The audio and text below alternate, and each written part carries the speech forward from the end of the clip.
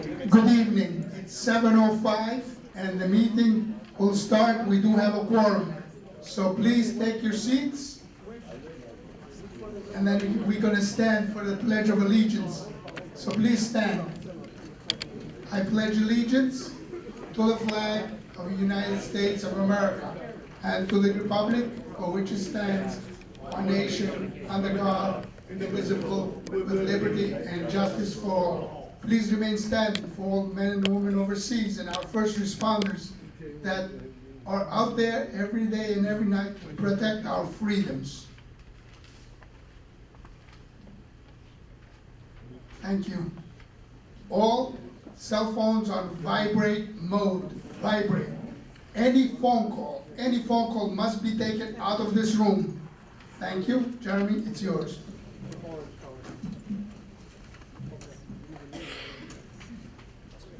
And so we have our FY 2021 budget priorities request deadline coming up. That's October 31st. I did make copies of the current proposed budget priorities minus a few proposals that I want to pitch to the board before I add them. And I believe Chris didn't get anybody that came to speak about the budget priorities. We did get a request from the public, 3 requests from a member of the public. During my report, I will mention what the requests are. I also got a request from the Parks Department. So if anybody wants to take a copy, please share. Again, this is another reason there's copying issues. It takes forever to make copies nowadays with our new printer. But let's turn it over to the 49 Precinct Community Council. Not Community Council, excuse me. Our new... Did anyone approach Chris? Is anybody here for the public hearing? Okay. I got a slip here. This is for the public hearing. This is a special slip for the public hearing. If you don't mind speaking and then filling it out afterwards. Anybody else here for the public hearing? Because as you heard, Chris said no. But if there's anyone else, please state it now. For the record. Budget priorities. For the record, my name is Robert Press, a former budget chair of Community Board 8. Jeremy and I were at budget negotiations 3 years ago. And Jeremy knows that I am very much knowledgeable about budget priorities because they come back with agencies saying, go see your local elected officials. We have no money, but we're in favor of it. I wish I would have seen tonight's budget priorities, but obviously I couldn't. And I'd like that on the record. Thank you.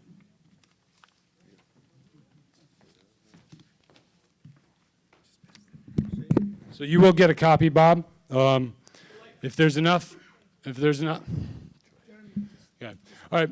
So moving on. So that's the budget priorities public hearing. We have the 49 Precinct Community Affairs Officer, the new Community Affairs Officer, Officer James Graham. Thank you for that. So I'm the newly appointed Community Affairs Officer in the 49th Precinct. If you recognize me, I was previously a Neighborhood Coordination Officer for almost 2 years. So I just slowly transitioned to this position now. I'm really happy to be here. Really excited to become more acquainted with many of you. A lot of you I already know. So it's kind of going to be a lot of business as usual. So past Columbus Day, I just want to thank everybody who was involved with the parade. It went through flawlessly. It was a really nice parade. And, going into the fourth quarter, it's going to start getting cold out soon, so the events are going to slow up a little bit. If anybody has any questions, concerns, please feel free to reach out to me. I'm going to have business cards on hand. If you'd like to speak to me during the meeting today, I'm also open to that as well. Yes.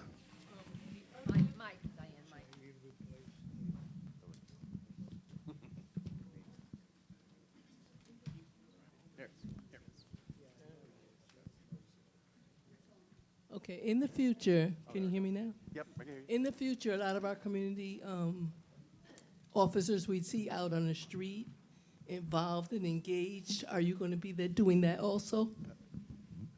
So the answer is yes. Sometimes there are a lot of events going on that unfortunately we can't be present at every single one. but I do make it a point to try and go to all the major events and even some of the smaller ones. You know, the best thing I could recommend to you is the more notice you give me, the best I can, you know, revolve my schedule around being able to go to some of your events. Well, I'm referring to like Columbus High School when the kids get out of school on Pelham Parkway and various other areas around Pelham Parkway where we used to see a police presence at all times. Well, the police presence around Columbus High School, especially around dismissal time, is has a lot of our officers that are tied up during that time. Our neighborhood coordination officers have their tours revolved around going to the schools specifically at that time. School safety is out there. There's more than one police car out there patrolling to make sure there's no further incidents. Great. Thank you. Any other questions? Oh, we got one down here.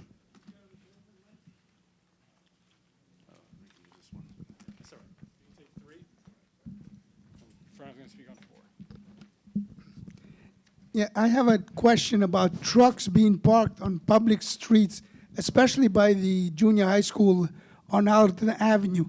As you know, there is no more right turn into Gun Hill Road. So what's happening is it's backing up traffic because there's trucks that shouldn't be there, parked there overnight or for multiple hours. Can anything be done? Hello?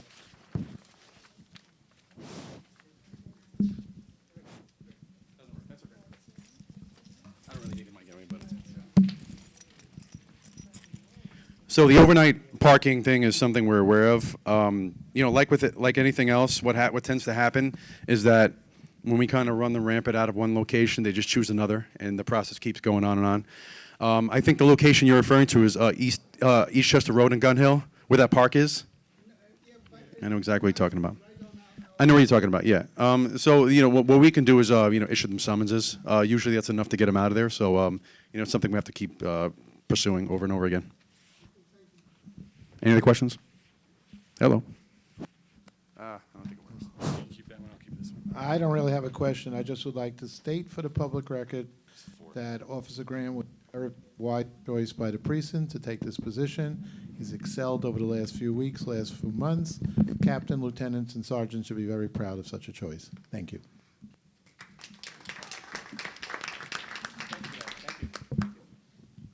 Any other questions?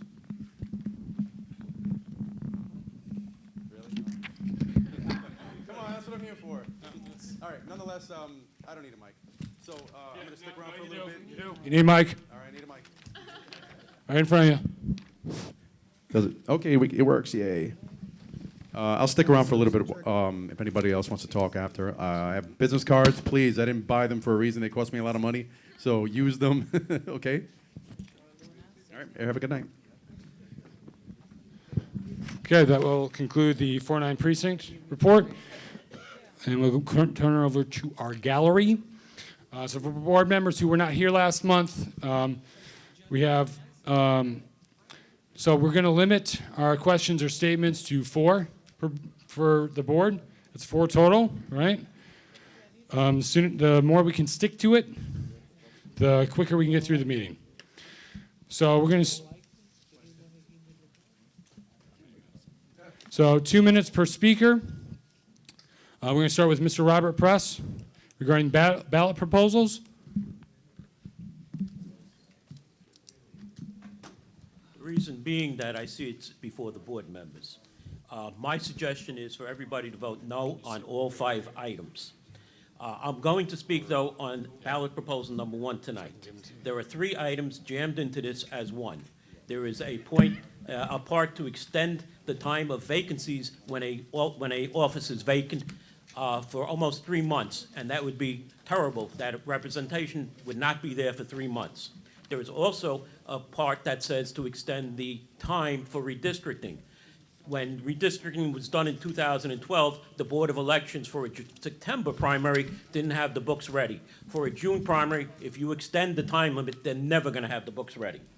And ranked choice voting is a fraud upon the public. It comes, round 1, a candidate must win 50% of the total vote.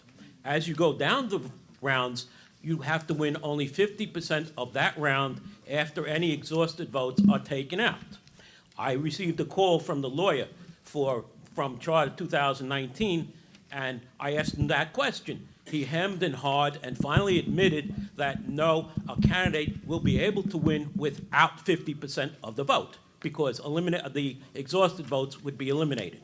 So you could have a candidate winning with 30% of the vote again. As far as another question I asked, I said, well, what happens if two candidates are tied when one has to be eliminated? Well, we're going to have to think about that and find out and get back to you. So there is no answer to what happens when two candidates are tied, so ranked choice voting is a fraud among the public. Okay. Number 4. All right, so Bharati Kamaraj, regarding the community event.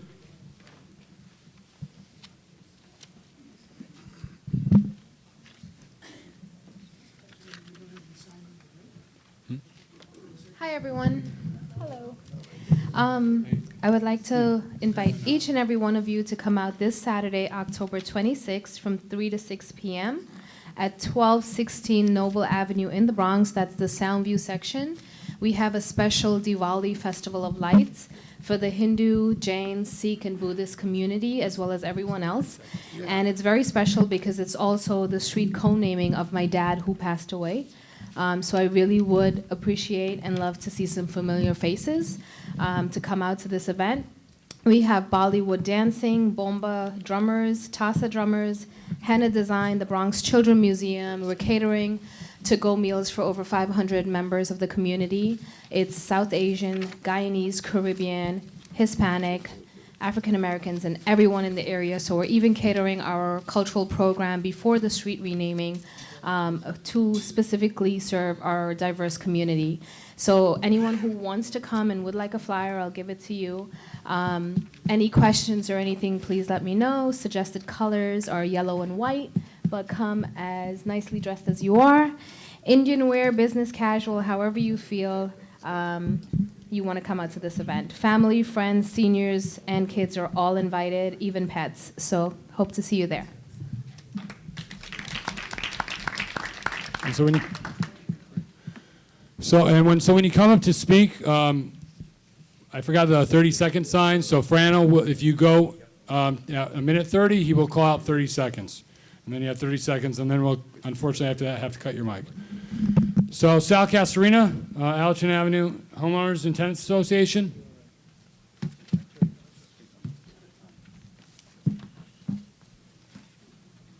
Hi, I'm the president of the Allerton Area Association. I'm here because I understand that somebody's here that's going to speak up that they want to put a drug rehabilitation place at the old synagogue on Esplanade Avenue. I just don't think it's a good place. Number one, they can't go down because the train is underneath. Kathy Zivichansi had bought the place at one time, and she wanted to build, but they couldn't go down because of the train. Second of all, it's strictly a private area. All senior centers and senior people live there, and a lot of family members over here that live in the community. One family, two family homes around the whole area there.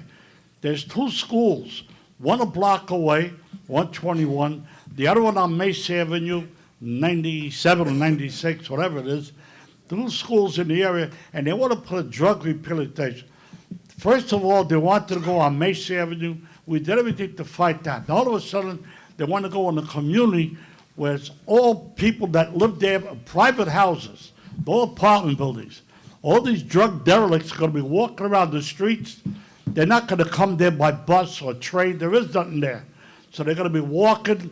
They're not taking cabs because they don't have money. They're going to come. They're going to walk through our neighborhoods. They're going to look in our backyards. They're going to rob our houses. They're drug addicts. We don't need them in our community. 30 seconds. Okay, 30 seconds is up. That's basically what I have to say. We're deadly against it.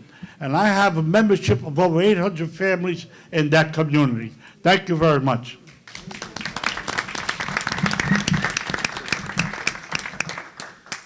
Okay. We're going to see Keenan Willis from the Citizens Committee for New York City. regarding community grants.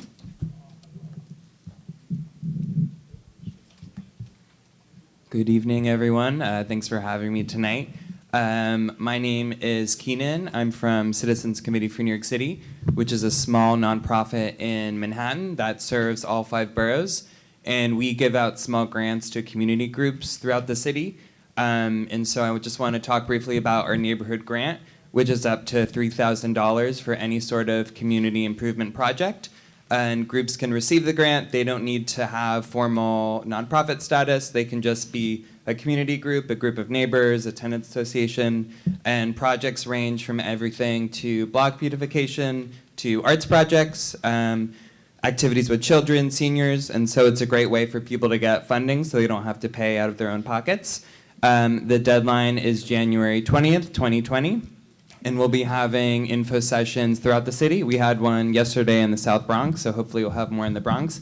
I have flyers on the table with little Bronx postcards that have our info as well, and I'll kind of hang out in the back for a few minutes in case anyone wants to ask any questions, and I can give you my card. Thanks. Great. We will speak to Manny Martinez, we'll speak to. Next up, Manny Martinez from New York Public Library.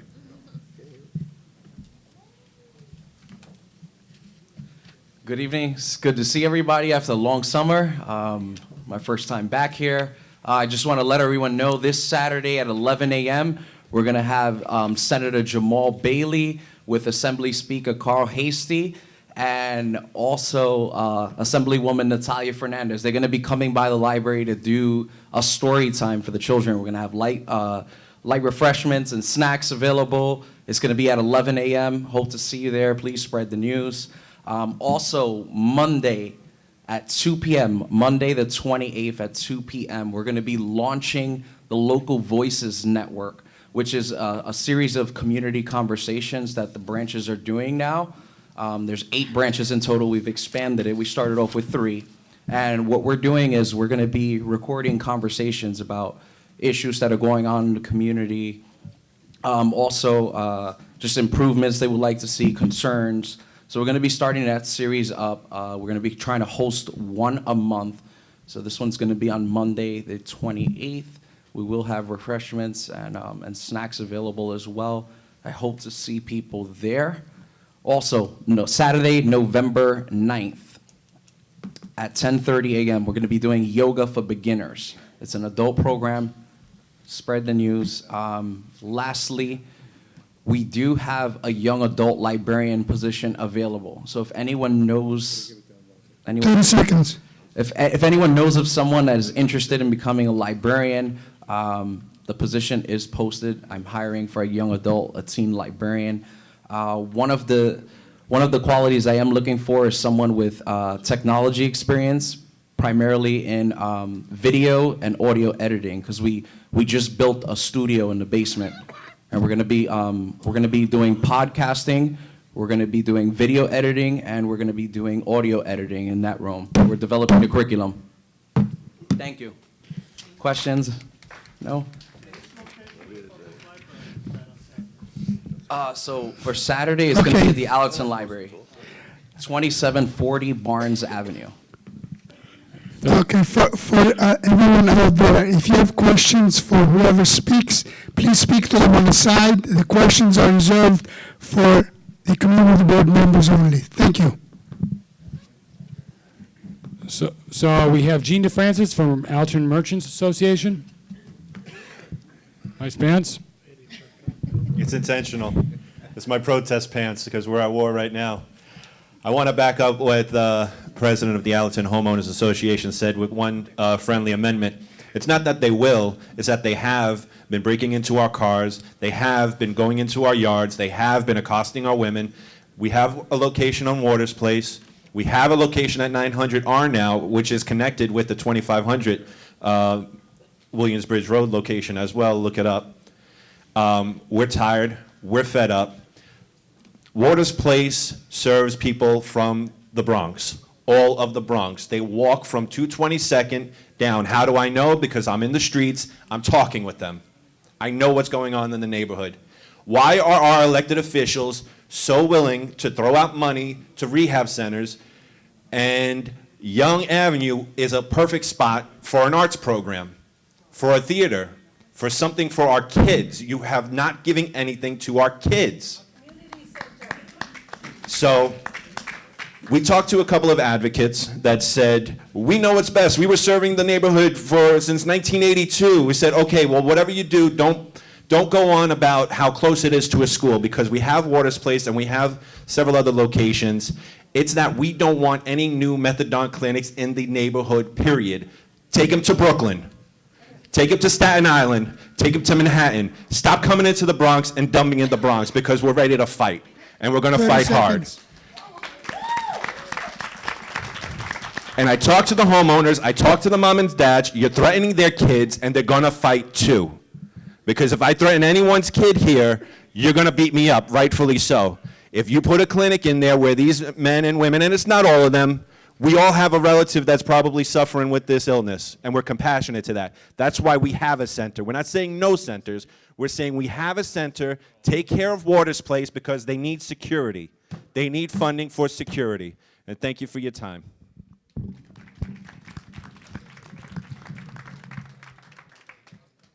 Okay. Last but not least, we have Kay Cardona regarding clothing racks. I got a nice email about this, I think, this week, and I did forward it on to my sanitation contact, and I am waiting to hear back, but go ahead, Kay. That pretty much explains, is there a way to put this? That's fine, just speak into it. That pretty much answers my questions about it, because I haven't been on White Plains Road since Friday when I saw it, but a couple of people called me and asked me if I knew what was going on, and I said, I did. Can you just explain it for everybody, what is going on? I don't remember the exact address. It's 21-something White Plains Road. It used to be the Avenue, a store called the Avenue, a pop-up store called Denise. I know I've seen them in Fordham and other places. Opened up. Originally, they had these round clothing racks outside the store, and it was taking up space on the sidewalk. On Friday, I was passing by to get to the train station and Bank of America, and they had racks right as you get off the 2 train, like where the taxi stand is, they had the round racks right there. So people, as they were getting off the train and trying to get on the train, crossing from the north side of Pelham Parkway, trying to get from the south to the north side, people were pushing and shoving to get through, and I systematically got pushed and shoved, and my ribs that were injured a few months ago are killing me as a result. So I had called Jeremy and Chris. I called 311. I got the service request number. I phoned it in. I just wanted to know if anything was done about it.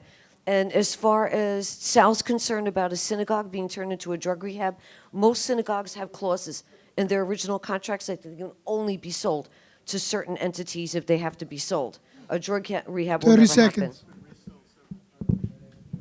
Yeah, but not to. Ask the rabbi. He'll tell you. Okay. I'm sorry? Who? Oh, I'm sorry. Go ahead, Edith. Is it okay? You didn't press the button, did you? Oopsie. Okay. Maybe his battery's died. Okay, so they're not. But Okay. Okay. Great, thank you. Then we'll go back to it. One comment about Kay, I believe. Any idea why? Yeah, there's something wrong with the mic, we believe. Most synagogues do not have restrictive clauses in their deeds.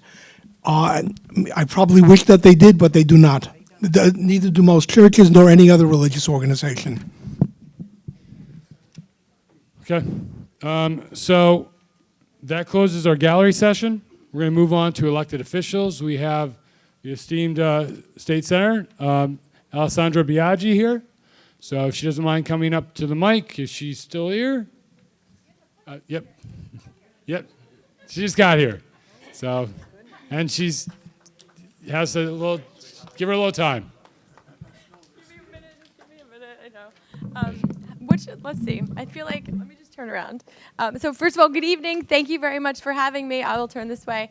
My name is Alessandra Biaggi. I am the state senator for this district, District 34. I'm very happy to be here tonight. My team, every single community board 11 meeting always reports back the issues that this community faces and make sure that not only are we thinking about how to proactively deal with them, but ways that we can, of course, help to solve them. To that end, I'm sure you already know this, but for some of you, you may not know this already, but we have constituent services mobile office hours in the east portion of the Bronx at Bronx House from Wednesdays from 11 to 4. Every single Wednesday, with the exception of one Wednesday when we have office hours from, 3 to 6 p.m. So that means right now it's very important to myself that we represent this entire district. And as you know, this district is very gerrymandered. And so we are into that vein working to receive information as well as doing our exploratory office findings in the east portion of the Bronx. We will keep you posted on when that happens. As you know, it takes many months to be able to find an office and to be able to put all the paperwork forward, but we are actively working on it. It's very important to me, and I am hoping and crossing my fingers that we're able to do that. That said, I think that's really honestly all that I have. I really would rather just open it up for questions. Happy to do that. Hands. Ken Gelnick. Hi.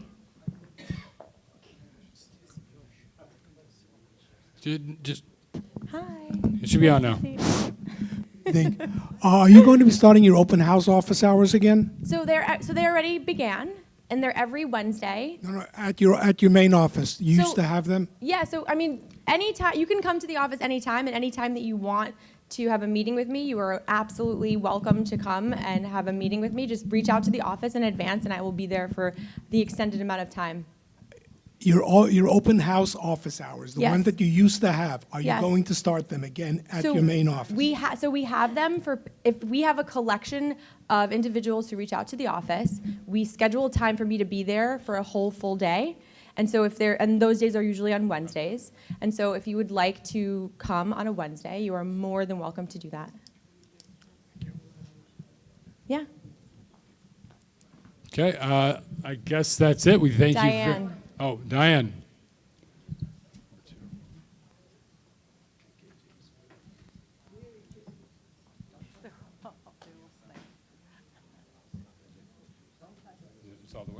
Where is your office? Where is your office, and what is the telephone number? Telephone number is 718-822-2049. And the office is 3190 Riverdale Avenue, Suite 2, Bronx, New York. And I also have an Albany office, but that is not necessarily relevant to this question. And our office hours are Bronx House, and hopefully soon, where's Miguel? The Point. Hopefully, very soon, which is in the South Bronx. Okay, Madame Shiano? Yes. What are our state elected officials going to do to help us with this methadone clinic that's trying to come into our neighborhood that we do not want? So myself, as well as the other elected officials from this area, have done a lot. We have written letters. We have voiced our opinion. We have worked with Oasis. We are introducing legislation. There are a lot of different things that we are doing. We hear you. This is an issue that affects the entire borough of the Bronx, and we are trying to push back against it at a statewide level, not just at the Bronx level, but absolutely at the Bronx level too. What are our chances? Well, we have, I don't want to use the word killed because I think that's in poor taste or poor judgment, but we have stopped several facilities from coming to the Bronx. So I would say that the chances are high, but I like to set expectations low because you never know what's going on behind the scenes, and we are trying our best to have as much transparency in the process as possible. And getting information from Oasis and from OMH and from the health agencies has not been easy. They have not been forthcoming with us, and so that's why when we are approached with these issues, coming together, myself, Assemblywoman Natalia Fernandez, and even the council member collectively are more aggressive and more powerful, and also Assemblymember Benedetto. So we've kind of like linked arms here to this effort because it's affecting the entire corners of all parts of the district. I don't know how much of the beginning of this meeting that you attended. Well, but I just arrived, but I'm very familiar what I'm saying with is, the there's issues, two yeah. people who actually got up, Sal Castorini and Jean Sure. DeFrancis, and they let everybody in this room know that the entire community here Yes. is adamantly against it. Yes, yes. Okay, and so we are know. hoping that everybody We on know. the state and local level We all are will well do their aware. best Absolutely. not to make this happen. You got it. Thank you. You got it. Debbie Kowalik, number 5. Hello. I'd like to know, Yeah, he's just adjusting it for. I'd like to know, are you helping to co-sponsor the bill that Michael Benedetto is trying to get passed to prohibit any methadone clinic or? Within 500 feet of a school, or if it's, yes. So my team has been analyzing it. It's a good bill. We have suggestions to make it stronger and to make it better, so we're working on it, but we are aware of it. And I think that it just is common sense that that should already be the law. Unfortunately, it isn't. And to be perfectly honest, I think one of the things that is really disturbing is that a lot of these clinics that are popping up, it's like, it feels like a game of whack-a-mole, because the Bronx, in my opinion, is like the last frontier when it comes to development and when it comes to, unfortunately, taking land that is not used or buildings that are vacant and trying to fill them. The problem is that when buildings are as of right, we are not notified until a specific point in the process, and that's part of what we want to change, because we should know from the very beginning when this is happening. And by we, I mean the elected officials, the community board, everybody should be able to know, because this is not just a bakery coming into the community. This is something that affects the entire community in a different way. And if there's an overflow of methadone clinics or shelters, it's not fair.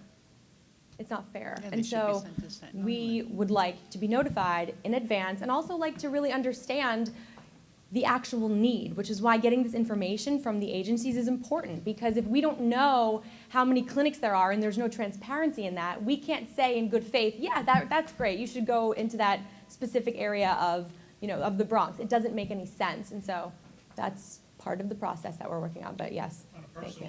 Yes, I will. Thank you, Dom. So, Bernadette. well, are we limited to 4 or are we extending the 4? I think we should All extend right, it. so we got two extensions. Hopefully that's it, right? Bernadette, 4 hours first, and then Edith Blitzer. Hi, how are you? Hi, Looking how forward. are you? Good. Looking forward to seeing you December at our Christmas party. Yes. Yay. Okay, on the heels of what Don was talking Yeah. about, and it seems now also Community Board 11 is being forced, and I say it is being forced because it is, to put a shelter, a 200-bed shelter, et cetera. According to the mayor's plan. Right, Yeah, exactly. yep, So, yep. and I'm like, each neighborhood has their issues of overwhelming, Yeah. whether it be, halfway houses, et cetera, but nobody's seeing that part of the picture, which Sure. I think the elected officials need to understand. Community Board 11 has a lot of that, but I just want to know if you're aware of that and if there's anything that you could also do to also prevent and keep our neighborhoods, our communities as communities, and not being shoved in with all the facilities, Yeah. and also the fair share that the Bronx has too many, their percentage is, 37 to 41%, and maybe Staten Island is 1%. Yes. So, I mean, there's no fair share Is that happening. right? Staten Island's 1%? I think it's close to that, or it Wow. is 1%. Yeah, Wow. so why is that happening? That's a So- good question. I don't know why that's happening. That Yeah. doesn't. Well, I will. So let me just start by saying that if you compare the Bronx to any other borough, most of the time it's in last place, whether it's with regard to funding or transportation needs being met or school funding, which is incredibly infuriating. So that's number one. And number two, I do not agree with the mayor's plan. I haven't agreed with it since the first time I learned about it. And so I have been vocal about it, but if there's a specific action that you would like myself or my office to take, I'd be happy to do that with you. I think having all of the information, especially comparing it to all the other boroughs, is important because we want to show equality across all boroughs, and disproportionality needs to be identified, because it may sound very ridiculous, but it's not always well known to the people who make the policies, the disproportionate effect of what their policies are in comparison to other places. And sometimes there are unintended consequences, but in this case, I feel like they should know that information. So maybe they do and they don't care, but maybe they don't, and then we just highlight it for them. So I'd be happy to do something about that. I'll make sure that the land use committee that we Sure. had the Department of, we had the representative there, that information, and also the Department of Homeless Services Yes. also went to our health committee. So that information, hopefully we'll make sure it gets to you, because it's very upsetting, and I don't think any community really wants a 200-bed shelter. I know. And just in full disclosure, for the four corners of District 34, there have been more proposals for shelters, I think, than other state Senate districts. In troubling areas, very close to schools. And so the thing is, we clearly have a homeless epidemic in the city of New York. That is very clear, nobody is denying it. The problem is that when you have a shelter that doesn't necessarily deal with the problem or the root cause of it, and that's really, at the root cause of it is many different things. It's the lack of affordable housing, it's the rising cost of living in the state of, and city of New York, it's the wage stagnation, it's the inaccessibility to opportunity, to good education, to mental health services. It is literally compounded effects, and we're just dealing with the symptoms of it. And so I think that not even bold leadership, just leadership in general, if you're dealing with the homeless crisis, you have to actually deal with the issues from the root cause. And that is what we need to focus on as a city, because it's not just the Bronx, it's all the boroughs. I mean, it's gotten worse since Bloomberg has left. That's all I'm going to say Okay. about that. Great. Edith Blitzer? It's true. Hi. Hi, Edith. Hi, how are you? How are you? I'm gonna change the topic Okay, a little bit. sure. Okay, we're a little bit disappointed because at the beginning when you ran for Yeah. Senate and you got in, we were told that you were gonna open an office on Lydic Avenue. Yes, we were. And that fell through. Yes, it did. Okay, we have a lot of empty stores between Morris Park and Pelham Parkway. Now I hear you said the Point. To me, that's Hunts Point? The Point is just mobile office hours. We're not Okay. we're not opening an office there. Okay. It's mobile office hours because we want to be able to touch in all the different places, and it's very challenging to service a district from Pelham and Mount Vernon all the way wrapped around to Hunts Point. It's practically impossible, including Hart Island, which does not have constituents on it, and Rikers Island, which, by the way, the people in Rikers Island vote. Mm-hmm. And we can't even get to them. Okay. So anyway, yes. Because I know you had your main office in Riverdale. Yes. And that makes it very hard Yes. for most of us that don't have a car to get there, and that are That's- senior citizens. Yes. Senior in quotes. Yes, okay, Okay. so two things about that. So that is why we are at Bronx House. How many people can access Bronx House, or Yeah. at least know where Bronx House is? Yeah. Yes, hopefully everybody in this room knows where Bronx House is. Yes, yes, okay. So that's one point of it. We also have done specific things. For example, we've gone to Riverdale Senior Services, we've gone to different community boards, we've gone to different, any place that has a need, we will go. Okay. So that's, if there's a place that you want us to be, we will go there. Well, you're going to be at our meeting hopefully in Yes, November. Yes, I will Okay. be there. It's on the calendar. Yes. Thank you. Thank you. Yeah. I hope with turkeys.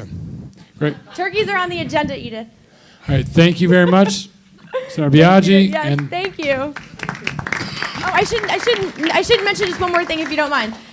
Anybody who wants to get in touch with me, you have my office number, 718-822-2049, but you can also email me directly, biaggi@nysenate.gov. It's my last name at nysenate.gov. Every email must be answered, and if the email is not answered, then hell is raised. So please email me if you have any questions or concerns or comments or requests. Thank you very much. Thank you. No. Next speaker is the Honorable Darcel Clark, our District Attorney.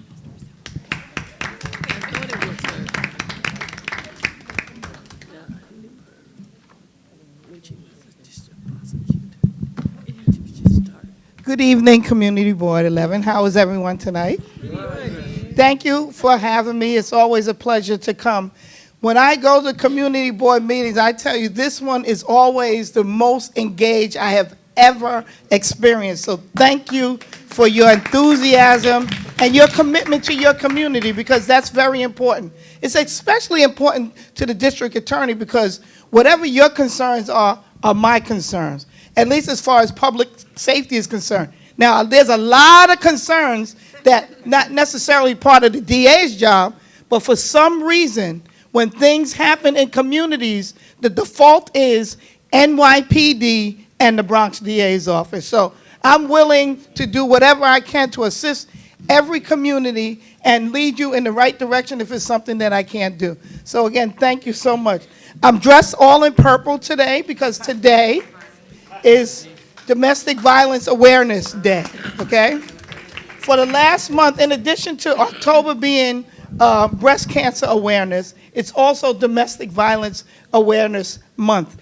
And for this month, my office has been engaged in a number of events in order to bring about that awareness. We began the month with a 5K walk, run, and roll on the Grand Concourse in order to highlight domestic violence awareness. We had over 300 people come to bring forth information about domestic violence. We had service providers, as well as 2 survivors that gave their stories on how they have persevered personally over domestic violence. Those stories are always so moving because, you know, one, it shows that we support them and that we care about them, but 2, they're willing to share their story, so hopefully it'll affect somebody else. What we need to realize, and when we talk about awareness, is that domestic violence is one of those issues where it's happening right next door to you. It's happening right down the street from you. And we had 2 examples within a 24-hour period during this month that shows you what I mean. There was a 19-year-old mother who was killed in a homeless shelter while her 2 young children were there by her husband. 24 hours later, a 59-year-old grandmother was run over. I'll say allegedly because those are allegations right now. They haven't been convicted yet. But a 63-year-old estranged husband who was a pastor killed her, ran her over, and stabbed her in front of their 2 grandchildren. 2 totally different dynamics, a homeless shelter and a homeowner in Throggs Neck. Both women, you know, deceased in front of their children. The thing about those 2 cases is that my office and NYPD had no idea that anything was going on in those families. And that's why we need the awareness, because there are always signs that something is happening. You can't tell me that, you know, it just happened just like that. So when we see things happening in our communities, in our places of worship, you know, community centers, wherever you see people in distress, we need to pay attention to that. Forward them and allow them to get help somewhere. Give them some information so that we won't have people hurt. So that's why we continue to do the awareness. We had 2 other domestic violence programs. One is going on tonight, and we had one Tuesday night called The Many Faces of Domestic Violence. Again, an opportunity for survivors to tell their story and at the same time get support from the community and help from professionals. And those programs included a survivor, a domestic violence police officer, a domestic violence therapist, my office, as well as the Family Justice Center. So again, anything that we could do to bring awareness, that's what my office is willing to do. You know, I've worked over the last 4 years to really make sure that we make the Bronx safe. And every time something is going on, I try to be right there to keep my finger on the pulse of things happening. We have instances of gang violence happening to the point that the police try to do more enforcement, and what happened? A police officer gets killed in the 4-7. Not because he wasn't doing his job, but he was there to try to make the community safe. I went to Jacoby Hospital that night and met, you know, with the PD and shared with them, and it was a terrible tragedy. And we have to continue to do all we can to report these crimes. You know, criminal justice reform is coming. You all know that. Come January 1st, I know you all heard about it. There's going to be a lot of changes. But one thing I've always admired about people in the Bronx is that they still are courageous enough to come forward and to report crimes. I want that to continue. I want you to know that I am doing all I can to make anybody who comes forward to tell us about crimes or people who are causing harm to the community, that we'll do everything that we can to protect them. I work with NYPD every day. I have detective investigators myself. I started a witness security program for that very purpose, so that when we have witnesses who may be threatened by their accused people, whether they're afraid to come to court, we make sure we escort them, whatever we can, relocating people, whatever we need to do to make sure that they get to court and we can hold people accountable. Those are some of the things that I continue to do. Look, the mission of my office is pursuing justice with integrity. That means fighting for those witnesses and those victims as hard as I can. The voice for those who can't speak for themselves. And to make sure I work with my law enforcement partners to keep the community safe. But at the same time, I have to make sure that the system is fair, even for those who are accused. And I try to do that balance each and every day. And it's not an easy job, but it's something that I love to do. I have been committed to it for the last 4 years, and I want to continue to do it. Going forward, one of the things that I want to focus on in the next coming year is mental health. I have seen so many sad cases of people who do not belong in the criminal justice system, but because so many societal systems are broken down, they turn away people from mental health clinics, they're releasing people from institutions, they're out on the street, and now those are the homeless people that we have, those are the people who are abusing drugs. They need help, and it's not necessarily jail. So I'm really gonna work hard to get together to have a summit, to really sit down and talk to the stakeholders in the community so that we can really do something about the mental illness. So I'm gonna stop there. I'd rather answer questions than to keep talking. Okay, thank you very much. No questions? Oh my God. Well, thank you. I've been happy. Oh, we got one? Oh, okay. I was like, wow. It's going to come on. Go ahead. Can't hear it? Yell. Go ahead. Try it. It's on. Should be on. Is the light on? Okay. Yeah. So has crime gone down in the last 4 years? Well, let me say this. New York City is, when they say New York City is the safest big city in America, it's true, right? And when we talk about New York City, crime continues to go down. But, unfortunately, the Bronx is still always first. And the narrative that I've been trying to turn around is that I'm tired of us being first in everything that's bad and last in everything that's good. We are better than that. I know that. I know that because I see the people in this room.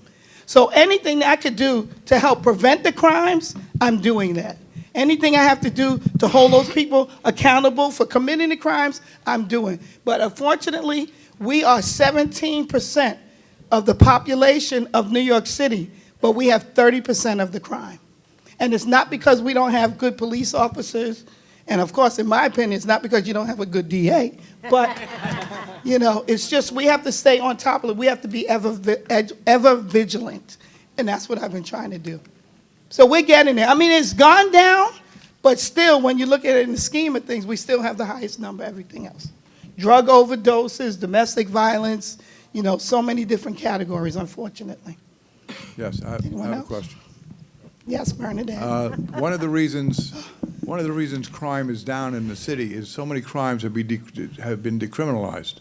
So now you're talking about, you know, marijuana is no longer a crime. There's urinating in the street is no longer a crime. All these things are no longer crime. So of course, crime is going to go down. But you know, if those crimes were put into those things were put into the mix, now how does our crime statistics go? And the other, just let me ask the second part. And the second part has nothing to do with you, but our judicial system.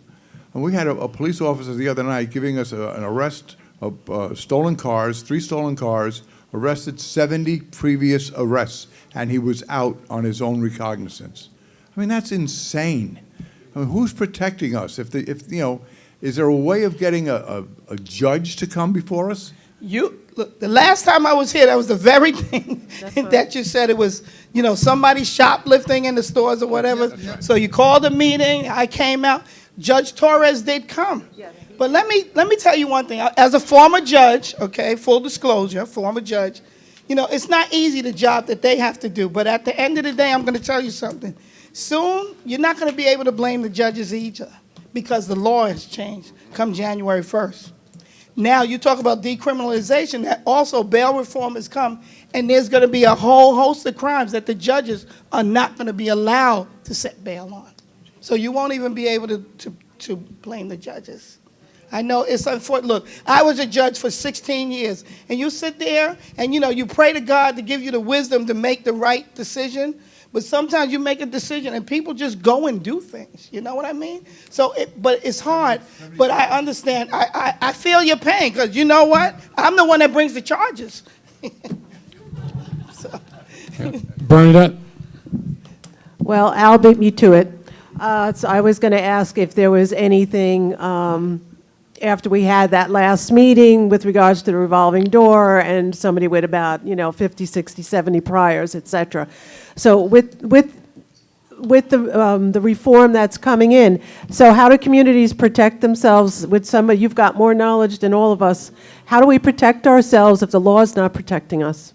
What do we do besides build the fortress? No, that's not going to work. I think what we need to do as a community is come together and come up with some solutions. I think, you know, people are committing certain crimes because there's an underlying reason that they're doing it. And if we identify those reasons and deal with those causes, I think that will stop the recidivism. So, you know, I'm working every day with community partners. Again, the biggest crime drivers, poverty, substance abuse, and mental illness. So if we look at those 3 things, and those are the top areas. So we get people jobs, or we get them treatment for their drug addiction, or we get them services for their mental health, I think we can start turning it around. But it's on the city and state to help us as a community get those resources into the community so that we can divert people instead of coming into the criminal justice system,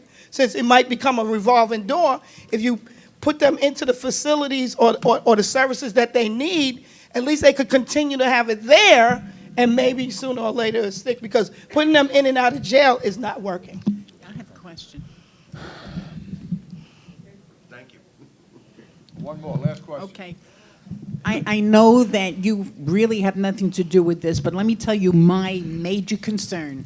Today, I was on Lydic Avenue. We had 2 homeless people, one on one side of Kruger, who, by the way, was said that she died, but she's not. She's alive and kicking, thank God. On the other side of Kruger, we had a young man that was out cold. I don't know if he was dead or alive, but it was an overdose. Yeah. We've had people going to help these people, and they refuse the help. I know. How do we change the law to get these people off the street? We have kids coming home from 105 at 2:30 in the afternoon, and here are these 2 people stretched out on the streets. What are we showing our children? No. What are we showing our grandchildren? I understand. I know. I feel your pain. We, you know, again, we're working with the city, you know, Department of Homeless Services. Like, everybody else got to do their job. That's the problem. If everybody stepped up and did something, we would be able to combat it. I know, but if they don't want the help, what can you do? Well, how do we change that? How do we make them get the help? Yeah, they need help mentally. They need money, whatever. I've offered this woman a meal. She said, no, I want money. I said, sorry, lady, you can't get the money.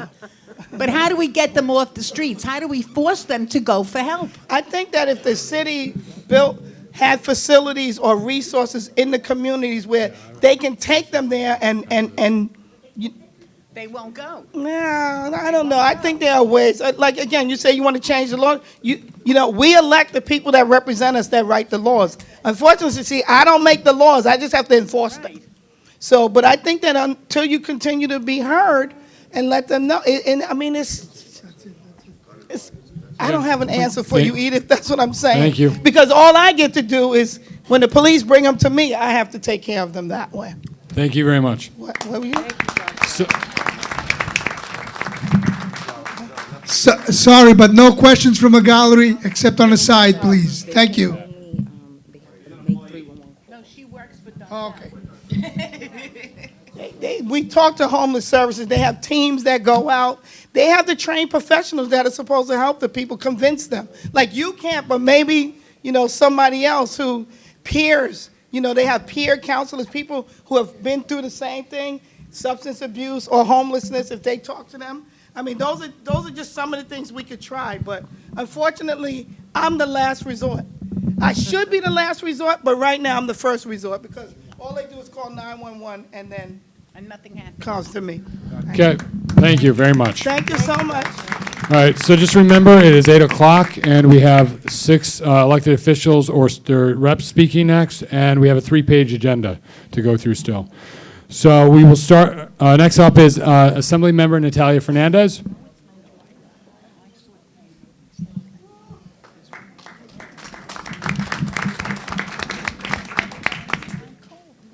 Good evening. I feel like this is the hot seat tonight. Good evening, everyone, and everyone in the gallery. I'm sorry my back is to you, but I came to bid greetings. It's my first, meeting since the year started again. 1 month late, but that's okay. Sorry, I'm a little out of breath. But community updates, I heard a lot tonight. I did miss some of the conversation. My apologies because conversation on top of conversation. But update from my office, we've been here, we've been busy. You see me on Williamsbridge Road. We just had a women's health fair this past week. We had done a few town halls regarding legislation and everything that we passed this year, so I don't want to repeat too much because it was probably said before. But I know that there's a lot of concerns locally with specifically 2500 Williamsbridge Road. I wanted to make it known again, my position on this, in case it's been misconstrued or misunderstood, but I am absolutely against having a substance abuse facility at 2500 Williamsbridge Road. I've already been speaking with the Office of Oasis, letting them know, let me know as soon as an application has been put in. Nothing has been put in, and they're very much aware of my concerns on this. And I'm looking forward to working with them to see that we get the same results that happened at 2800 Bruckner Boulevard. It's very similar in that it's right near a child facility and school. And this one in particular, I think, is just, a lot more complicated with the stores and the park and then the houses nearby. So I'm ready to continue this fight as I've been, and I am faithful that we'll get through it, and it won't be that type of center. But moving into, the holidays, we will be working towards more community events, tree lightings as we've done, menorah lightings as we've done. And at the same time, Fridays with Fernandez. I'm there every Friday in my office, 2018 Williamsbridge Road, ready to hear from your concerns, anything, everything. Come on by, let me know, because I can't do anything about it unless I know about it. So with that, I guess I'll end. Thank you so much. Anyone want a question? No? Do we have time? Dom Shiano. Hi, I'm going to ask you the same question I asked Senator Biaggi. It seems like they moved the venue to Esplanade. That is new news to me. I heard that this morning. Okay. So I personally, I don't know the full details of it. If that is true, then that is still problematic to me. Are you going to be as aggressive with the Esplanade project as you were with the one on Williamsbridge I was Road? about to say that. That is still problematic to me. And yes, I will express my concerns to Oasis again, that this area should not be this facility. Honestly, my dream was to see that synagogue to be a community center as it was once. So Would it be a lot stronger if you and the senator got together and, banged it at the same time? In other words, did for what you sure, had to do at and the we same have been time? speaking. This is a And then along with Councilman Jonai? absolutely, teamwork makes the dream work.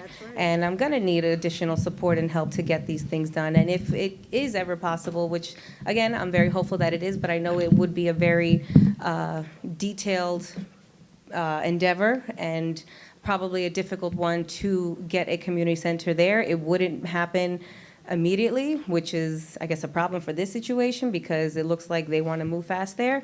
But again, I've made my voices heard to the governor's office and OASIS about, these things happening. So you can, I guess, report to me or ask me again for follow-up, but know One that I more am thing, I'm under the on top of impression it. that the Assemblyman Benedetto has got a bill and it needs to be co-signed, and you are supposedly on a certain committee that would give it a lot more credence. My committees in the State Assembly are mental health, alcohol, substance abuse, city social services, and investigations oversight. So yes, my committees would be relevant to this type of bill. I don't know which committee that bill is currently in, but I've already had my conversation with Assemblyman Benedetto that I would like to help this bill and help the community understand to support it.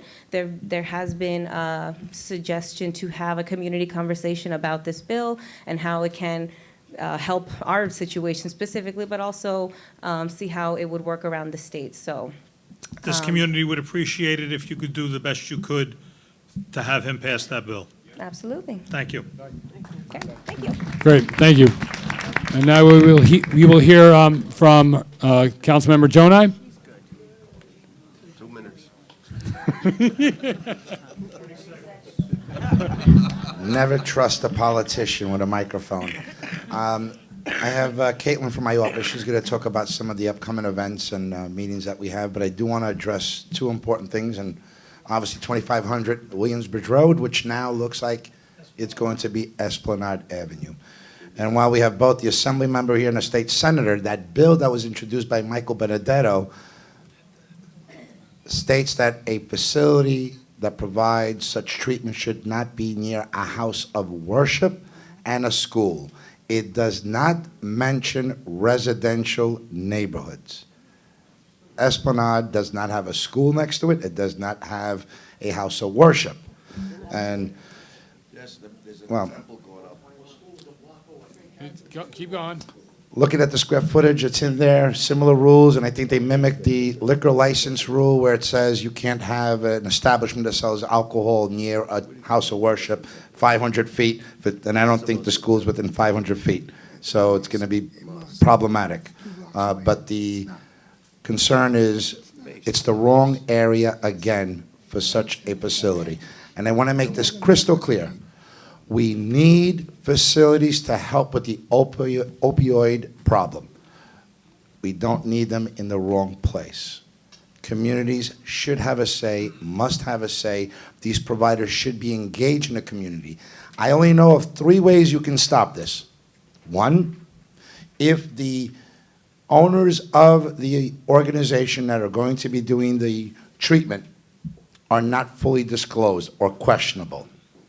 So the owners of the clinic. Secondly, if the property that they're going to acquire, including the work that needs to be done, is in excess or abuse of taxpayer dollars.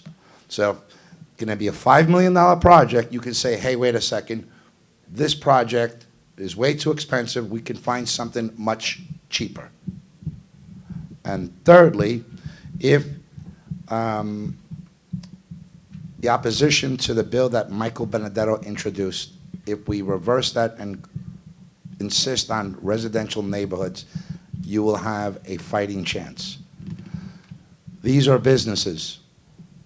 For these clinics, they offer a service that is needed. We have an opioid problem. We have an epidemic. We have more children dying from drug overdoses than gun violence, suicides, and car accidents combined. We need them in the right places. And we should also be looking to amend that bill to take in consideration inundated communities, because we have so many of these services that are being offered within the council district already, including the Community Board 11. So we'll have to be attentive. I don't know if this has been finalized, but I also know that there's questions about the ownership of the existing property. And Rabbi Fuchs would probably best to explain the synagogue and the transition that it went through and the promises that were made on what that facility should be, and it was talk about a community center. So if that's somehow proven, then that would prevent the sale or the leasing of the property to this provider. Anyone have any questions on this? Good. Oh. No, Sal, sorry. Secondly, as on my way here, I'm at the Democratic Liberty Club's event this evening. I'm an honoree, and on the way over, thank you. But on the way over, I had the pleasure of driving down Morris Park today. Have you seen changes on Morris Park? How do you guys feel about that? Down. Well, you have to make your position known. We have been. We're your elected officials. We need to hear from you. And we need to hear loud and clear, because there are options, and I understand that steps are being taken now. If it's the will of the community, I will stand by the community. Know what you want, make it heard, make it loud, make us know exactly what you expect your elected officials to do. Don't assume that we know. And if we hear from only a few, it's going to be questionable if this is the opinion of the entire community. I know this community board voted it down. I know there were town halls where there was major opposition, and it's still going through at some remarkable speeds that no one ever expected. So I'll be waiting. Chair, I'll take questions, I guess. Yes, Bernadette. Hi, Mark. So both the civic associations made it loud and clear that there was opposition from the residents. We've been on TV. I mean, the only thing that we could do is, lay down before the guys doing the marking so that we don't get run over. So a lot of people have made it loud and clear that we've been in opposition for a lot of reasons. But my concern is when we see, and we know what we're going to see, I know in Van Nest, it's going to be pretty bad. I'll take my videos, and I know a lot of other people will take videos of the line that's going to be going all the way past White Plains Road as everything goes down towards 177th Street. But is there any way at any point that DOT will be looking at things on a step-by-step basis to see that if it doesn't work out, that they would possibly work with the communities to not reverse it or come to a compromise? Is that anything that's on the table so that there's a midpoint? First of all, welcome back from Italy, Bernadette. I hope you had a great time. I want to be back there. I don't blame you. There's also options that are being taken now to appeal the judge's decision. See, we have to understand is the first judge saw and realized that there would be real damage to the community. And that's why he put in place a TRO, temporary restraining order, that could not move forward. This is a whole other judge that has made this decision. And knowing what I know about the case, it was never argued in front of the judge. He made a decision based on submissions without hearing an oral argument. So I would imagine that an appeal to this case is warranted if this community feels that this is the position and the step that we should be taking, which also means funding, because no one works for free on this, and the generosity of our community and business owners and leaders is going to be necessary. Just to clear up a few things, Mark, there will be an order placed in courts by, I was with the lawyer this morning, either tomorrow or by Friday. There'll be a restraining order placed against the continuation of the road dieting. But everybody sitting here tonight, everybody, whether you were for the road dieting or against it, should be incensed by the fact that the community voted almost unanimously against this proposal, and we do live in a democracy. The last time I looked, it's still a democracy. It's still a rule of the people. The people spoke loud and clear, and the government said, we know better than you. And that's the thing that gets me more aggravated than the road dieting going in the street. If the majority of the community wanted the road dieting, I'd say, I'm against it, but fine. The majority wants it, okay, great.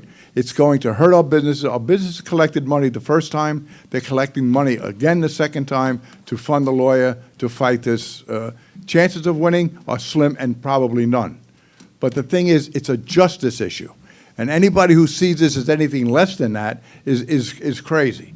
I mean, you can have your for or against, but in this case, it's just a matter of we the people said no, and they the people said, who cares? That's right. And that's what gets me.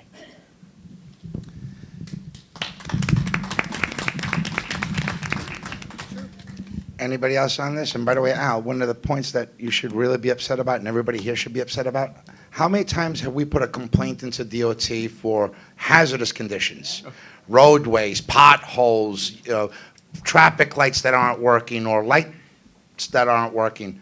And they say, okay, it's going to take us a little time to get there, and we'll do this, and we know that they work on it. What's most astonishing and remarkable and upsetting is the judge made a decision on Friday. Monday morning, you had crews out there at 9 a.m. working. I've never seen DOT act so quickly on an issue that really wasn't an emergency. So I leave the guesswork to you. Anybody have any questions? God bless you. Thank you for what you do. From the Borough President's Office, Israel Gonzalez. Good evening, everyone. The only thing I have to announce is the Tour of the Bronx. I would invite everybody to come out to the Tour of the Bronx, but it looks like it's going to be canceled. So there's no rain date as of right now. So unfortunately, we'll keep you posted. You can stay tuned to the Borough President's social media, and also on, if you have any other questions, you can feel free to reach out to me. We'll know definitively by tomorrow whether or not that the Tour of the Bronx is canceled. Great, thank you. The Honorable Ocasio-Cortez's office, Destiny Cruz. Good evening, everybody. My name is Destiny Cruz. I'm field representative and caseworker to Congresswoman Ocasio-Cortez. Just wanted to let you folks know that last month we had our town hall in Queens, and so this month we had our town hall in Queens, and so in November we will have our town hall in Pelham Bay. I invite all of you to attend. I will be sending the flyer with the RSVP link to CBL Loving Leadership. It's going to be on a suite of bills that the Congresswoman just recently dropped called A Just Society, and like I said, everyone is welcome to attend. Secondly, we are accepting Service Academy nominations. Not only are we accepting Service Academy nominations for our high school students, but we're also creating a nominating committee. And so anyone who is a veteran or has some experience with the Service Academies, we encourage you to apply to be a part of our nominating committee. Lastly, we have our newsletter. If you would like to sign on to our newsletter, please find me at the end of the meeting. I will add you in. Additionally, you can find me every weekday except Wednesday, 9 a.m. to 5 p.m. At Assemblymember Reyes' office at 1973 Westchester Avenue. If anyone has any questions, I'm happy to answer them. Okay, great. Thank you. Senator Gustavo Rivera's office, Caitlin Best.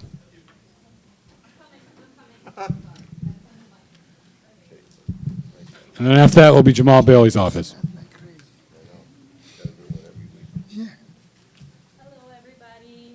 I'm going to be very quick tonight. I just have a save the date for our Veterans Thanksgiving dinner. That's going to be Wednesday, November 13th at 4 p.m. at Lehman College. And then if anyone is interested in these, I have a few of them. I will stay until the end of the meeting. If anyone, I'll be in the back, wants them.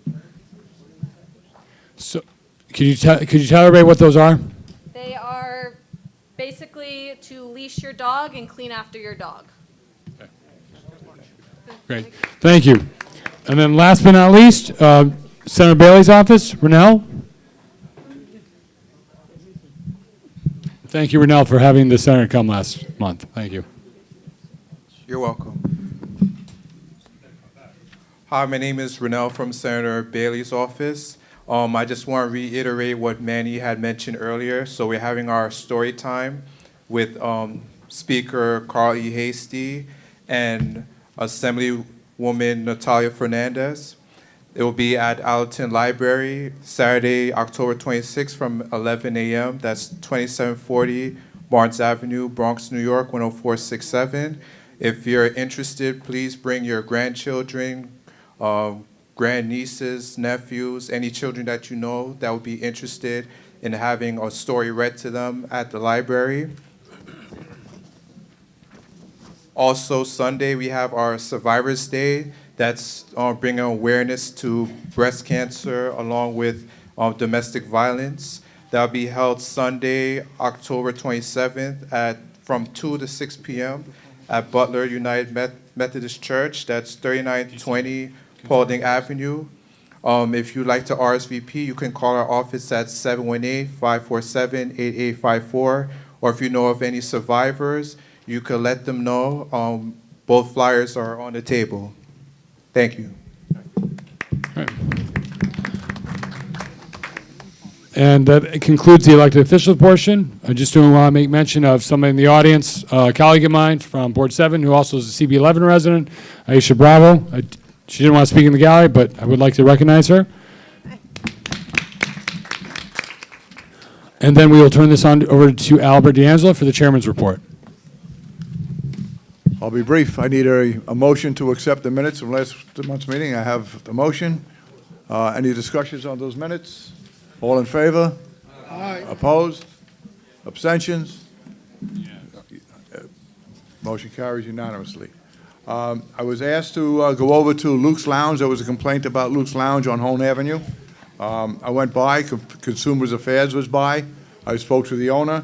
He showed me a paper which was basically whatever problems he had corrected them, and the Consumers Affairs officials have given him the okay to go ahead with what he was supposed to have done in the first place. Also, on November 6th, we're going to have a town hall meeting about the drug. November 7th. I'm sorry. Yeah, it's on your calendar if you all read it. I should have read it. It will be at the Institute for Special Education, 999 Pelham Parkway. It's a good idea to get the place packed, because if it's talking about that one or talking about a treatment center on the Esplanade, it's a good time to get together to show strength that we don't want anything like this in our community. So with the town hall meeting, if we have one, and I've always said this, if you have a town hall meeting, you better pack the place, because then the opponents will turn around and say, look, 40 people showed up. Everybody was so incensed about it, how come only 40 people showed up? So make sure that on that date, you mark that date, mark that time, get there, get your neighbors there, all the neighborhood community associations, become activists and get your people out there to attend that meeting. That's all I have. Treasurer's report, Veronica Castro. The Treasurer's report is in your package. If you have any questions, you can see me after the meeting. Okay, District Manager's report. I do have a written report, just not printed for everyone. So as soon as I get to the office, I will email it out. If anyone wants a printed copy, please let the staff know. Let me or the staff know. So we have a master of audio here tonight, Dmitry Chimichenko. So obviously he's been thrown into the fire. There's a little adjustments here. I know some people complain about the mic being too loud. So for what it's worth, give him a little slack. And he's a fellow Iraq war vet, even though he is a Marine. We won't hold that against him or Silvio. And then 225 Lodovic Avenue, there's not much more I can do. I checked the permit for this. This will be page 2 on my report when I send it out with the Department of Transportation. Ever since we got them in trouble the first time, they've been updating it like that. The only other thing I can think I will do is knock on the door. I've spoken to the people in charge of the facility. I've spoken to the state about this because it's a group home. I've spoken to everybody I could. Last thing I can do is knock on the door. So moving on to, so there's new bio on our website of a board member. Dakota Medina, who I introduced amongst 5 other interns last month. She's going to be singing at the Veterans Day ceremony at Peace Plaza. She's an amazing singer. There was a request to have her sing here tonight. Unfortunately, she has class tonight, so she cannot be here. Hopefully, she will be doing something at the Van Nest Memorial event as well. I did put her in touch, or I did give Rich Vitaco the contact info. Oasis issue, which I did send an email out to the board on October 8th. It was decided at the leadership committee meeting that they should take this up. There's a notification issue with drug treatment facilities. So they may ask questions about any of this stuff, please just see me after the meeting so we can get through the meeting. Pelham Parkway reconstruction, projected completion date is still spring 2023. Stillwell Avenue. I got advised yesterday that there was a discussion at the leadership committee meeting about closing Stillwell Avenue.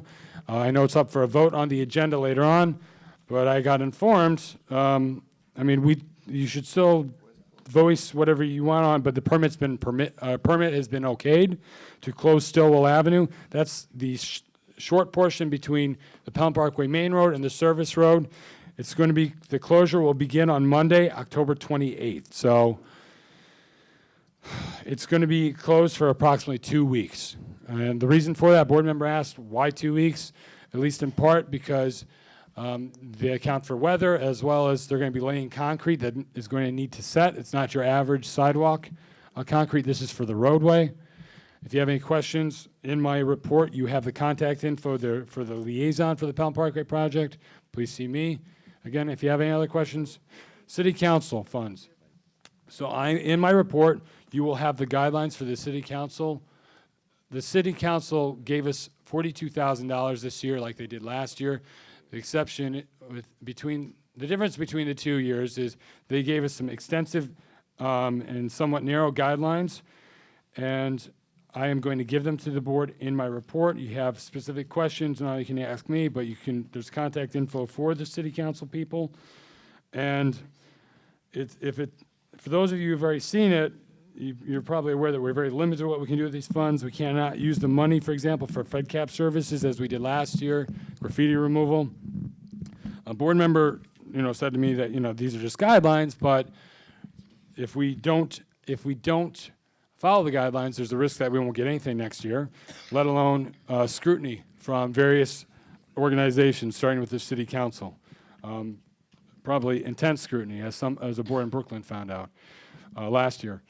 And then, because these guidelines are very narrow, I am going to ask the board to think about modifying or reversing the decision we made in June, the City Council guidelines we got in August, about limiting to office needs. I got an email on Friday telling us that basically if we don't upgrade our computers, majority of our computers, that we are going to run into some security issues because Microsoft is canceling or is no longer going to be servicing Windows 7. Windows 10 is the new Microsoft version. Remember, we have Dell computers. Hopefully we can get HP computers. And in addition to that, we have a security camera that's out on Morris Park Avenue, one that's going on Morris Park Avenue, and the security cameras at the office, we have 7 of them. They do largely service the community. And how so, you may ask?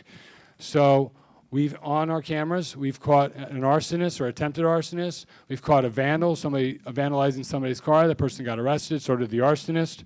The Halloween accident in 2015, where a Dodge Charger unfortunately killed 3 people on Morris Park Avenue because the gentleman had a seizure. I know the detectives come to our office a lot for our camera tapes, and in that instance, they wanted to see when the condition kicked in because it was a little way a distance, the actual accident scene. But they came for that. We had a break-in / home invasion once across the street from the office, and we had multiple car accidents in front of the office. And people have used our cameras for all these things. And even inside the office, I once caught a member of the public digging through the unionized staff's desks.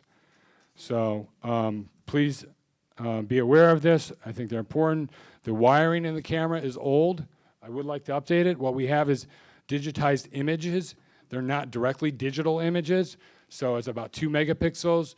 To upgrade, at least from one quote we got, it would be 6 megapixels, and it can make a world of difference in terms of police issues. So, so to get new computers, it will cost about $6,000. To get new cameras, approximately $6,000. And then lastly, somebody pointed out to me how frayed the carpet is in the front of the office.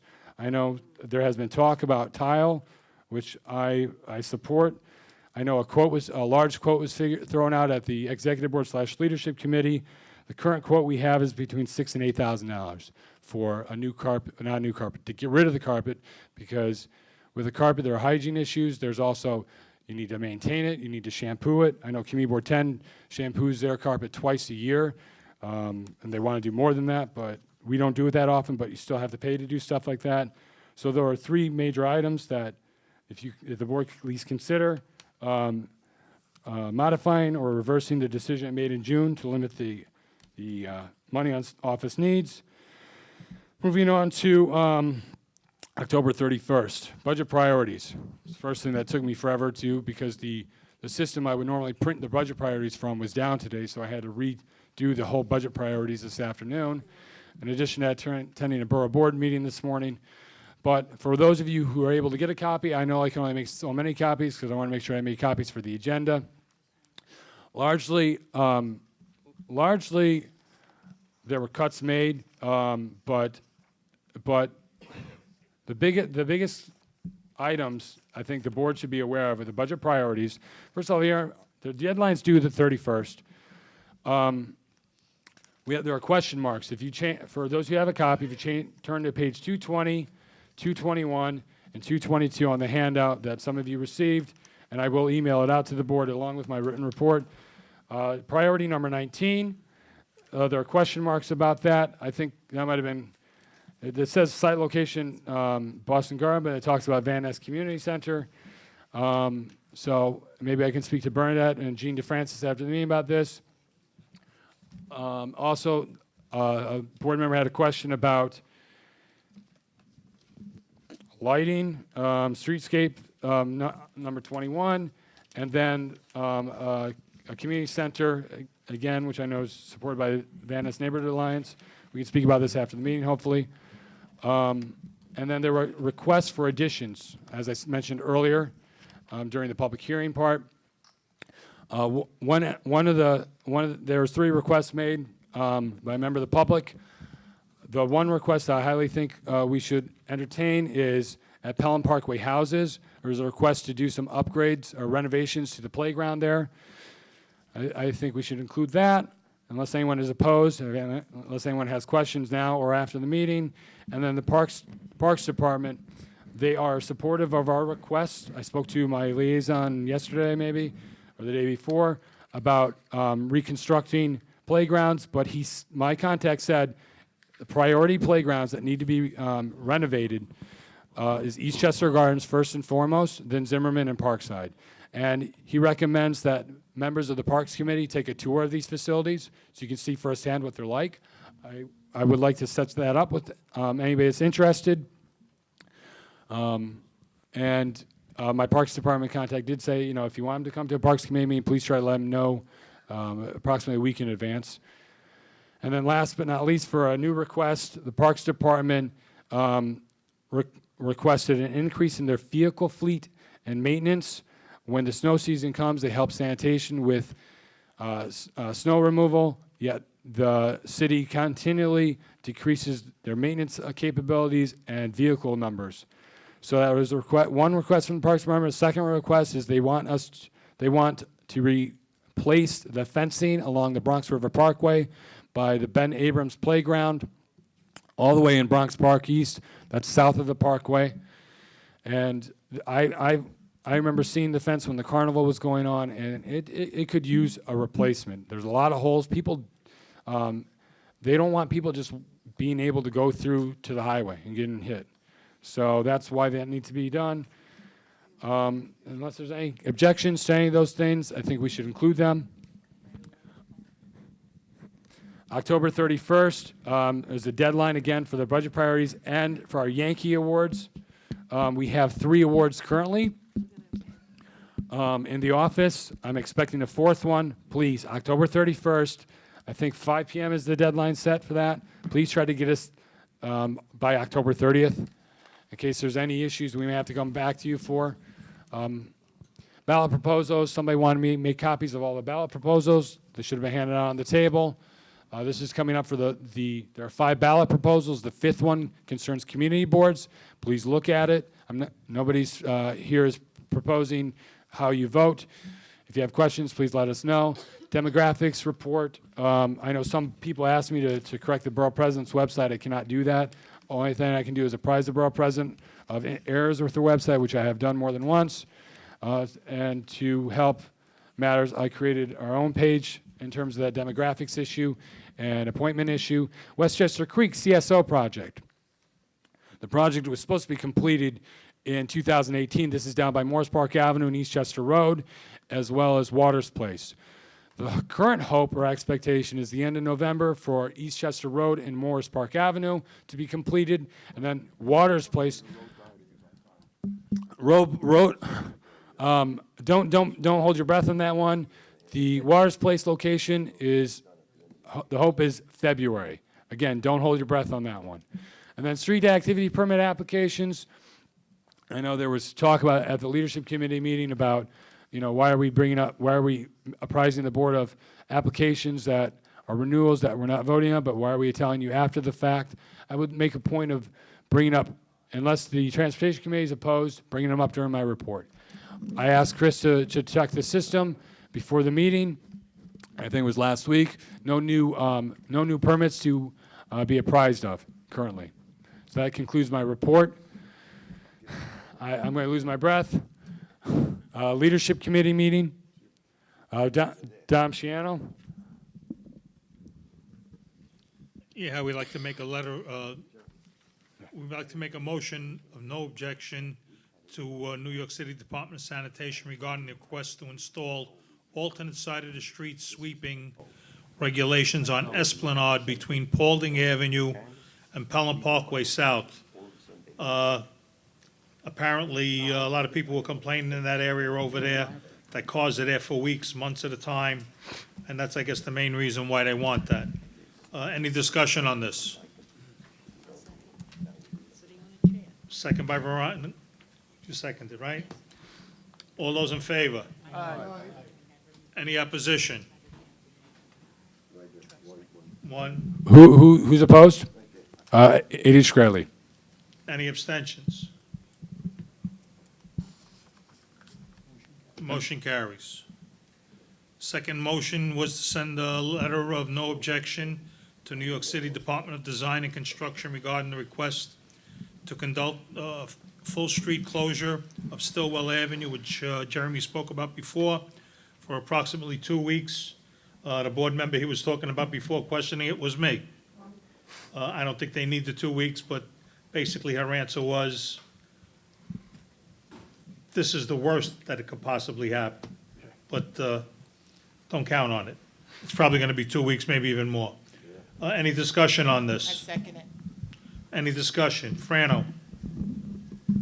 Yeah, I strongly object to this because it serves multiple purposes. Unfortunately, because of construction on Pelham Parkway North, there's a diversion to the other side, which is Aston and other places. Now what it's going to do is push this to Eastchester Road, where it's going to be even more congested. And they really should have had a little more discussion with the community that's being affected. So I strongly object to this 2-week proposal. I objected too, but as Jeremy says, they already got the permit. Any more discussion? Number 5. Yeah, go ahead, Debbie. I'm for it, and I actually work literally right there at that traffic light. Yes, my students, my coworkers and whatnot will be affected, but we are all for it because when we're leaving our job, we're nearly getting killed coming on that area because vehicles are coming on the road. They're thinking it's a one-way road, and they're coming head-on twice. I almost got hit by a large school bus. So they need to fix it because they're now also coming, when they added the sewer and the sidewalk over there, they are coming out further into the road, which is then putting them onto the wrong side of the road. So yes, it will be an inconvenience for 2 weeks, but it needs to be done. Nobody's objecting that it doesn't need to be done. I think people are objecting to the fact that it's going to take them 2 weeks to do it.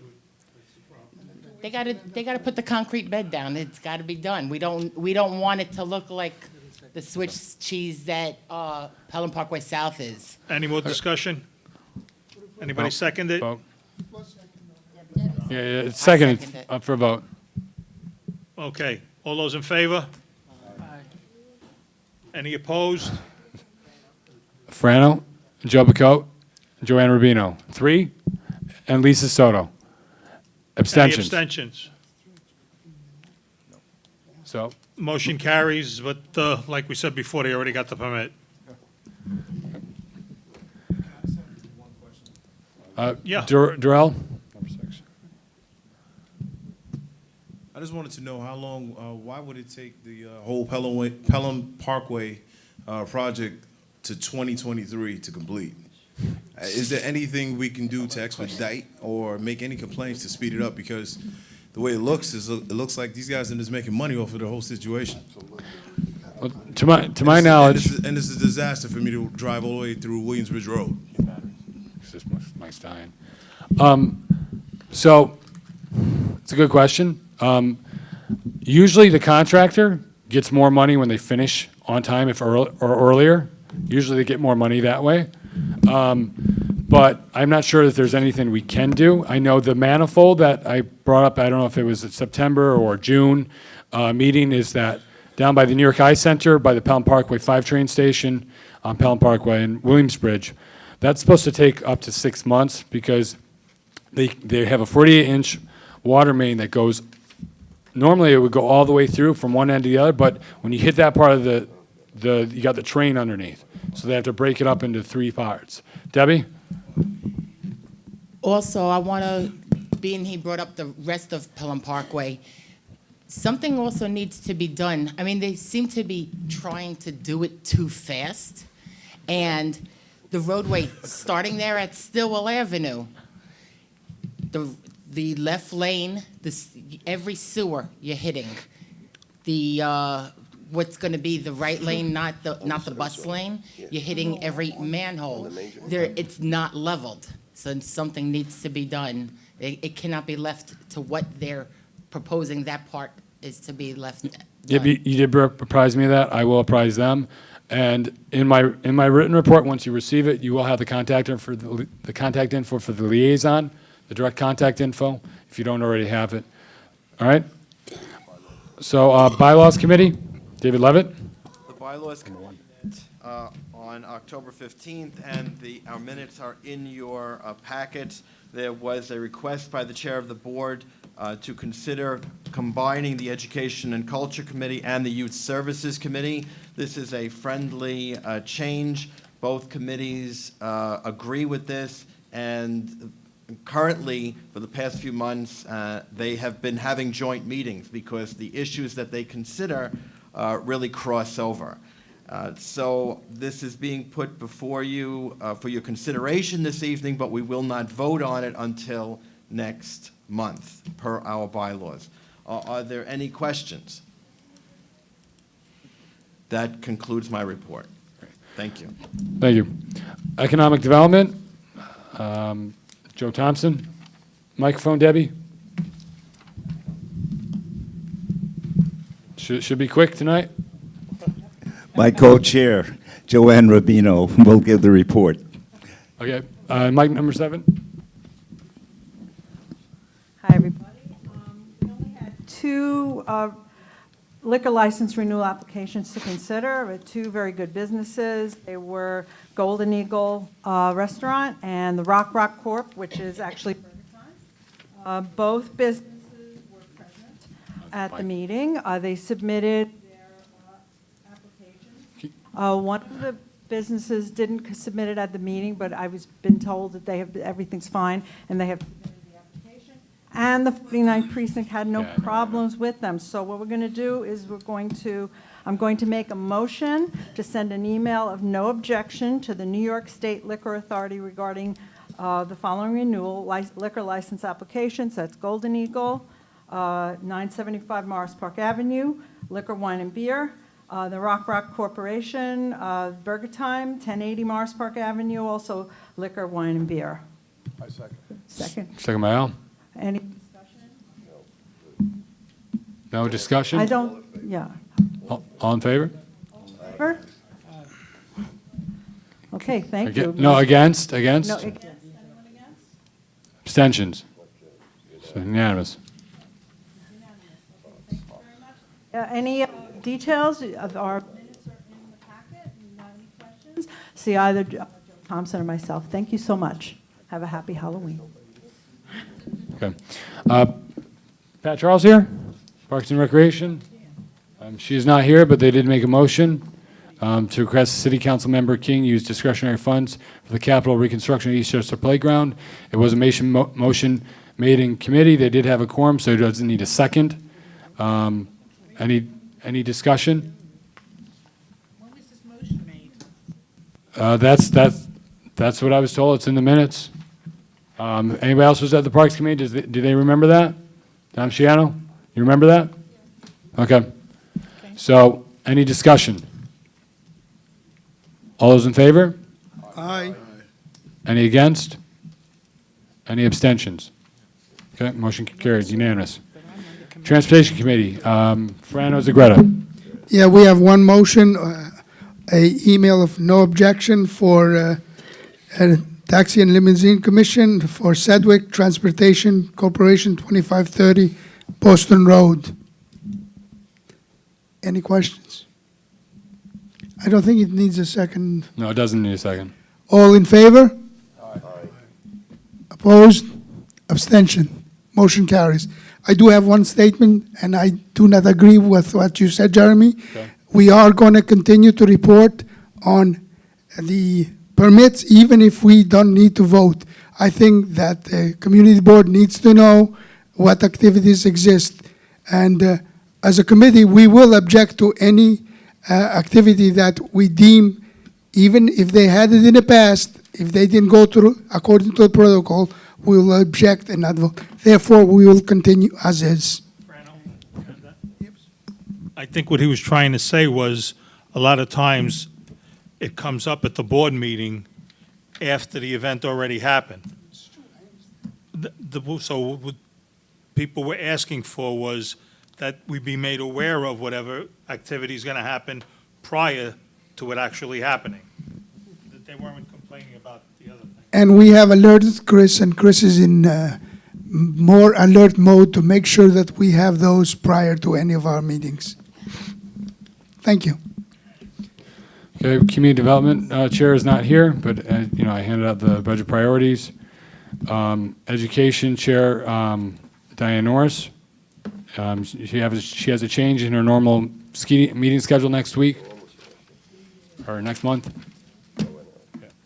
It should be on. Good evening, everyone. I just want to state about 2 or 3 things. And the first thing is we didn't have an education meeting, but we did meet October 9th with the representative from Superintendent Carranza's office. His name was Donvante Graham, Al, and Jeremy and myself. We met there. We haven't had representation for the Department of Education, but at least we have him, and we did discuss middle school and some other issues that surround education. The second thing I'd like to discuss is please civic leaders submit the recipients for the Yankee Awards. Please, you have up to October 31st is the deadline on that. We only have we have 3 or 4 applications. We need you to submit them. We had some very, very good candidates the last time, and we know that we're going to have the same enthusiastic young people. So please submit them. And if they were denied, submit them again. because a lot of them were denied because they didn't have a resume and the applications wasn't typed properly. So just please submit them.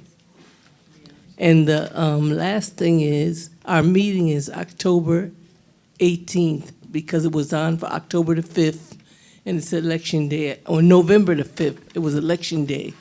So it's going to be November 18th, next month coming up. Hope to see you there. Have a good night. Thank you, Diane. Joseph McCoat for the Health Committee. Yes. Good evening. The Health and Social Services Committee did not have a meeting this month. However, we are looking for a place to sponsor flu shot participation.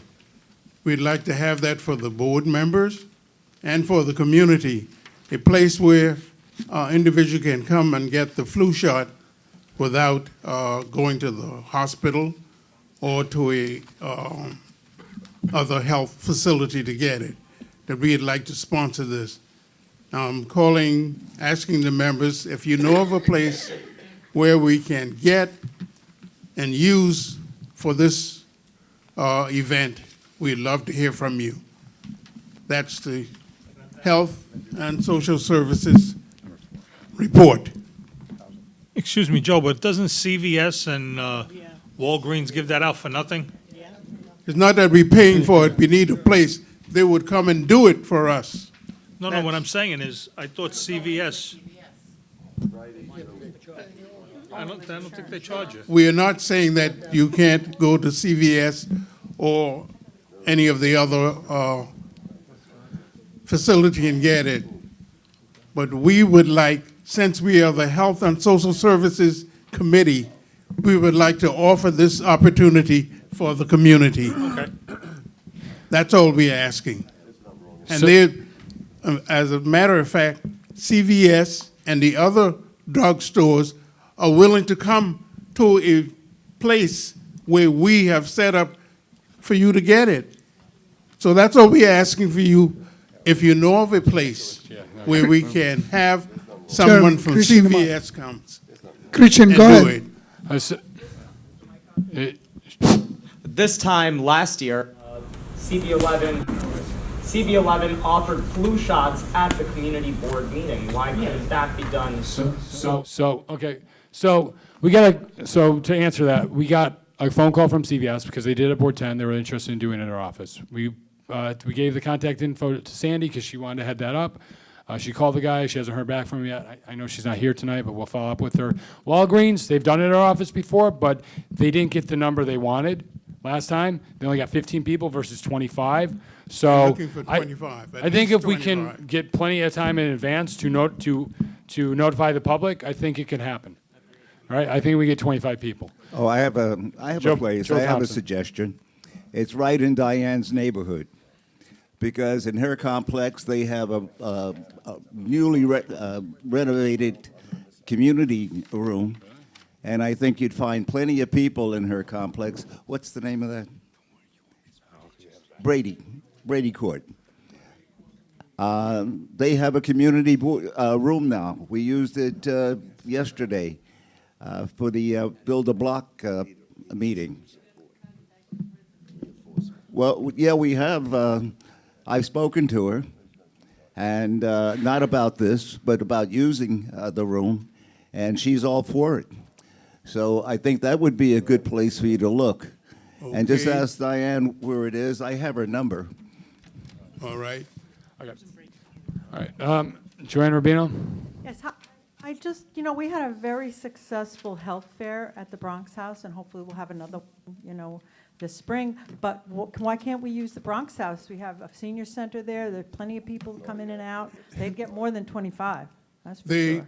We have went there and asked them, and they have said no. Oh, no kidding. Right. Okay. All right. So to be continued. Bronx House. We'll remember that. Okay. Yes. Is that it, Joe? That's it. All right. Thank you very much. Housing. Hazel Mira could not be here tonight. You got Janice Walcott. Anything to announce? Nothing? Okay.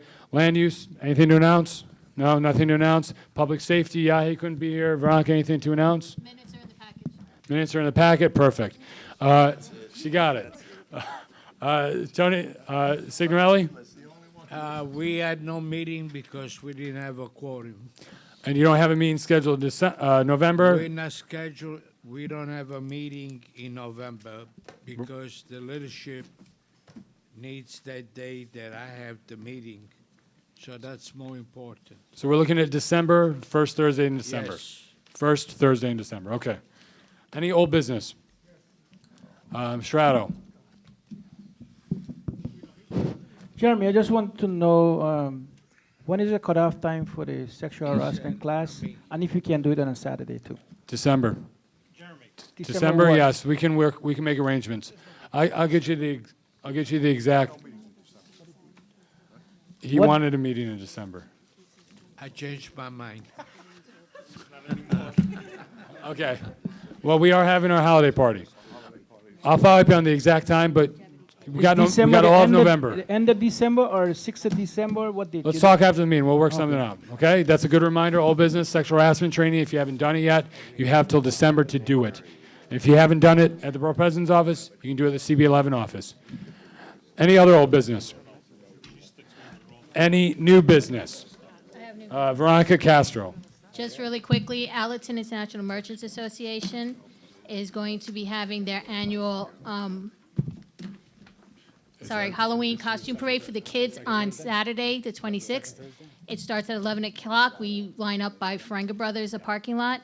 Also, Monday, we're having our annual pumpkin carving at 6 p.m. We're going to be in front of the Bronxwood Avenue and Allerton Avenue tree. If there is a rain or any kind of inclement weather, we'll have the new location posted on Facebook. And lastly, Wednesday, October 30th, we're having movie night at the Sands at 7 p.m.